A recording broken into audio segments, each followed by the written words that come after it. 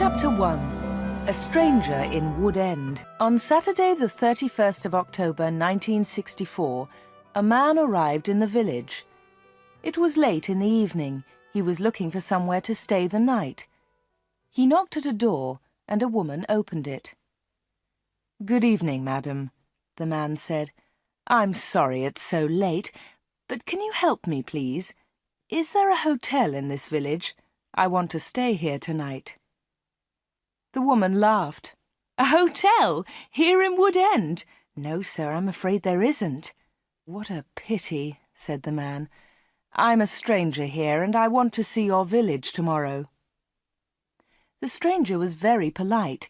He was tall and had dark hair, and he had strange green eyes. "Perhaps Mrs. Harrison can help you," the woman said. "She has a room. Perhaps you can stay with her. Wait a minute, I'll get my coat and I'll take you there." The woman took the stranger to Mrs. Harrison's house. Mrs. Harrison gave him a room for the night. He was very glad. It was the last night of October, and it was cold. The next day was Sunday. The man looked round the village. He was very interested in the history of the village. He met some of the villagers and asked them their names. But he did not visit the church. That was unusual. The church in Wudend was the most beautiful building in the village. But the stranger was not interested in it. He did not go to church that night with all the villagers. It was the first Sunday evening of November. When the villagers came out of the church, the man had gone. They had all liked him. The ladies had thought he was very good-looking.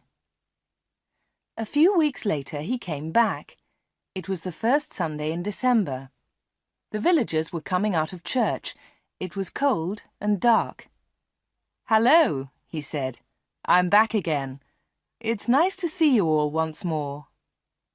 His next words surprised everyone. "Perhaps you can help me," he said.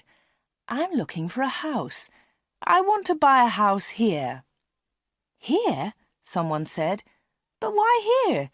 There's no work in Wudend for a young man. All the young people leave the village. They find work in Lydney, the nearest town." "I'll get a job somewhere," the stranger said.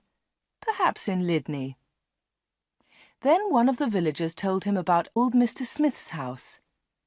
Mr. Smith had died in the summer. His house was empty. It was for sale.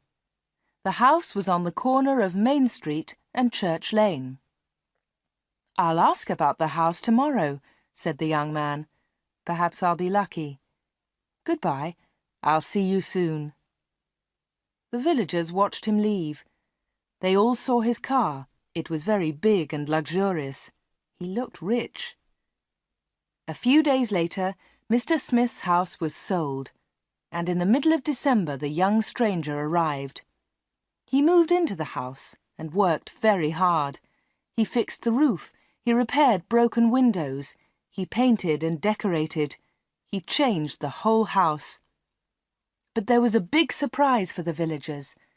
On the morning of Monday, the 21st of December, they saw a big sign on the front of the house, and on the sign were these words: "The Corner Shop, Proprietor Dave Slatin."